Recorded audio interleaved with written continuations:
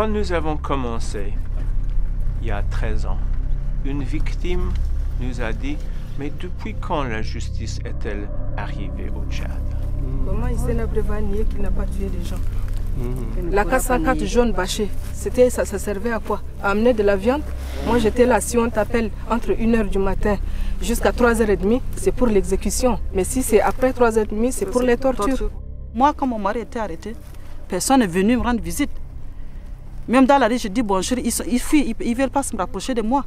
Parce que dès qu'ils vont rapprocher, ils vont dire « Ah, ils vont venir peut-être me dire les nouvelles. » Ils seront arrêtés. Hissène Habré était le dictateur du Tchad de 1982 à 1990. Il est accusé de milliers d'assassinats politiques et de tortures systématiques.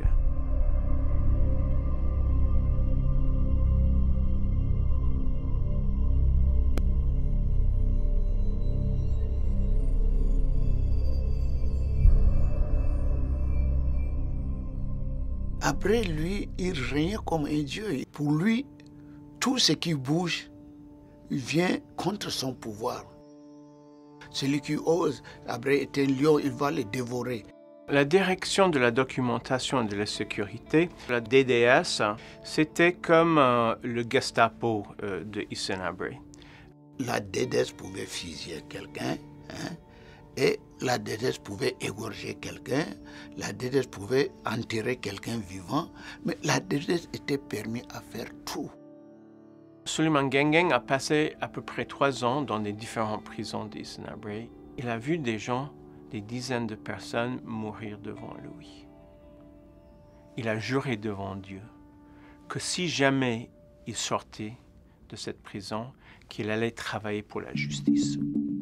À la sortie de prison, Souleymane et ses camarades, ils ont interviewé des centaines d'anciens détenus. Ils ont pris des fiches.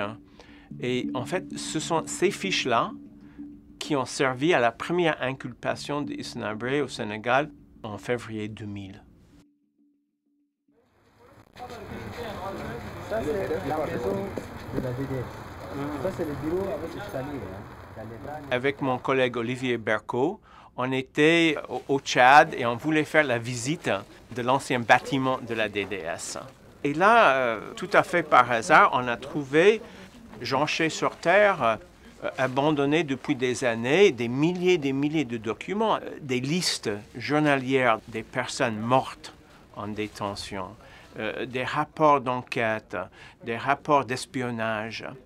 Ces documents constituent une véritable feuille de route qui décrit comment Hissène Habré a organisé et planifié la répression du peuple tchadien. Il faut situer le débat.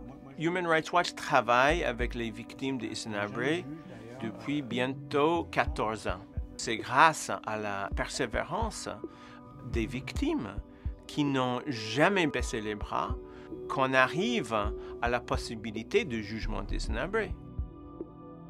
On a des centaines de témoignages des victimes. Les documents de la DDS qui confortent les témoignages des victimes. Et ensuite, on a des témoignages des personnes qui étaient autour de Hissène Habré et qui nous racontent comment les ordres de Hissène Habré étaient exécutés. Je disais toujours aux gens que nous, en tant que survivants de torture, il nous manque quelque chose. De tout ce qu'on a vécu, vraiment, il n'y a que cette justice qui devait nous donner la vraie guérison psychologique. Parce que pour quelqu'un qui n'a pas vécu cette prison, qui n'a pas vécu ces tortures, ne peut pas les comprendre.